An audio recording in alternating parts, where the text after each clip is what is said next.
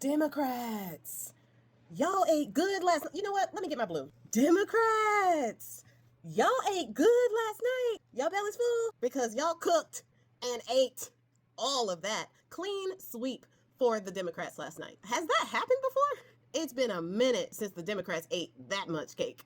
They put their foot in last night's dinner, okay? The blue wave was in rare form last night, with Zoran Mondani taking the mayoral race in New York. Now this right here is big because he is a self-proclaimed Democratic socialist of the same ilk as Bernie Sanders, which honestly, if the Democrats had run Bernie Sanders in 2015, we wouldn't even be having this conversation, but I digress. Zoran Mondani beat out Andrew Cuomo, who got a last-minute endorsement from Elonia Muskrat and Bone Spurs, the main people who needed to just stay out of this race. So good job, New York. New Jersey, yes, you now have a Democratic governor as well. Mickey Sherrill won her race as well. So good job, New Jersey. Pennsylvania, y'all ate as well, making sure that all 3 Supreme Court justices on the Democratic side were reaffirmed for another 10 years. Now, there is one justice who is going to age out. They have age limits, which our actual Supreme Court should have, but whatever. They have age limits at 75. So one of the Supreme Court justices that got reaffirmed last night is going to hit that age limit in about 2 years. So there will be another election for that seat in 2027. So y'all look out for that. Democrats also won in Pennsylvania a district attorney race as well as a county sheriff race. Both of these Democrats last night unseated the incumbents in that race, and those incumbents were Republican. Good job, Pennsylvania, on that one. Virginia. Y'all were pissed, huh? Bone Spurs had pissed y'all right the heck off because y'all ate and left no crumbs. Clean freaking sweep for the Democrats in Virginia.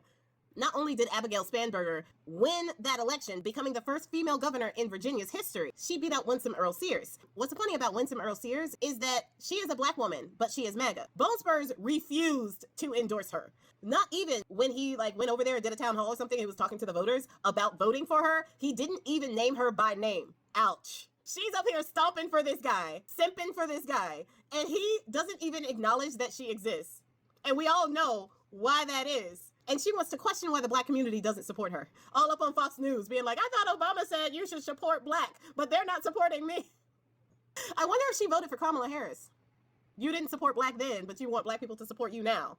You are literally cheering on policies that hurt the black community and promised policies that hurt the black community, as well as the gay and trans community.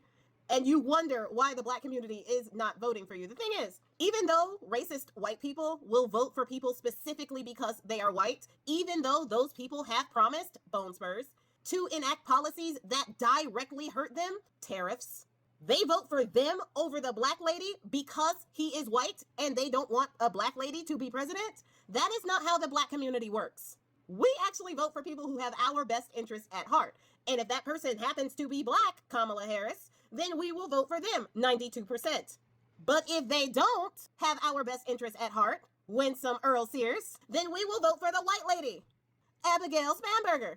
And black people voted for Abigail Spanberger 90%.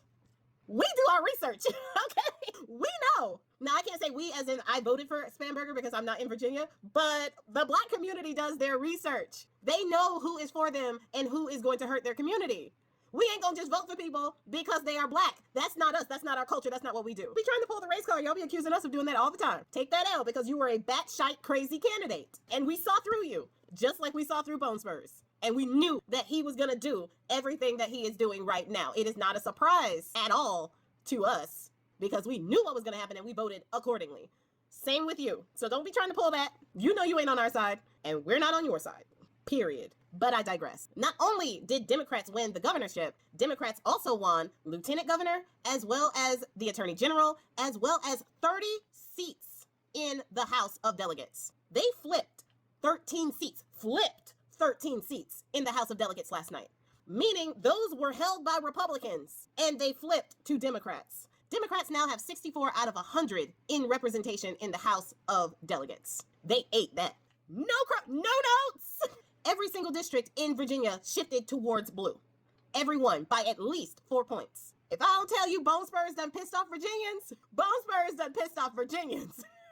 And what is even more amazing about Virginia is this happened after Virginia Democrats have already set in motion and voted on the first steps to redistricting their maps to ensure that Virginia provides 2 to 3 more seats in the House of Representatives in 2026. They are already going through the process of changing their constitution so that they can redraw their maps to give Democrats more seats in the House of Representatives. And now this will be a lot easier with that supermajority in the House of Delegates, as well as a Democratic governor, which their governor was a Republican. This is huge. And now the Democrats in Virginia have a complete and undeniable mandate to do whatever it is they got to do to preserve democracy. Moving on down to Georgia, Marcus Cole won his race for the State House District 106, beating out the Republican there. And the Democrats created a huge upset when they ousted 2 of the Republican members of the Georgia Utility Board, which is going to ensure that Georgia stays on the right side of history when it comes to clean energies instead of going back to fossil fuels and coal, which is what those 2 Republicans, incumbents that were ousted,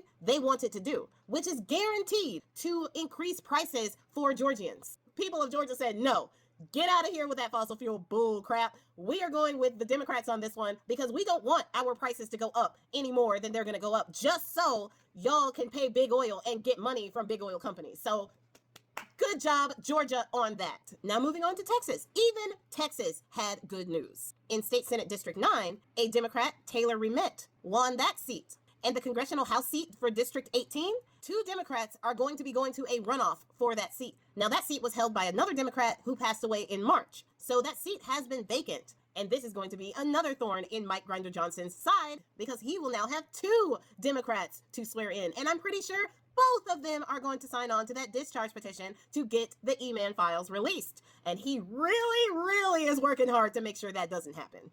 Honestly, I feel like that is his sole reason for not wanting to bring the House back into session so that they can vote on standalone bills to pay the troops and to provide SNAP benefits. Because they could. He could. So anybody in my comments saying that the reason why people are going hungry is the Democrats, when Mike Johnson has the sole power to make sure that doesn't happen, and every Democrat would actually vote for that bill. And he won't do it because he doesn't want to reopen sessions because he doesn't want to swear in Adelita Guajalva, who is going to force that vote for the E-Man files. Don't even come in my comments telling me it's the Democrats' fault. We know whose fault it actually is and why. So you will be told about yourself if you come up in my comments with all that lie. Fair warning. And one of the biggest wins for Democrats yesterday was Prop 50. Oh my God, California came out, showed out for Prop 50. It was the only thing on the ballot, and people came out to vote for Prop 50 yesterday. And Bone Spurs is pissed because what people don't understand, and somebody actually commented this on one of my posts, and I was like, oh, that's right. A lot of the redistricting of the maps, yes, the Republicans can pick up about 22 seats or so as estimates go in southern states, but Democrats have not scratched the surface in their states when it comes to redrawing the maps. So any map that the Republicans draw to take away seats from the Democrats can actually do the same or even one-up them, especially if the Supreme Court does what we think they're going to do and take away Section 2 of the Voting Rights Act. It will be the wild, wild west in here. So the Republicans think they're mad now. They won't be able to enact their agenda. So now Bone Spurs is yelling about voting rights and voting reform because now he understands that the Democrats ain't playing. They're going to one for one and fight fire with fire. Now they're starting to get it.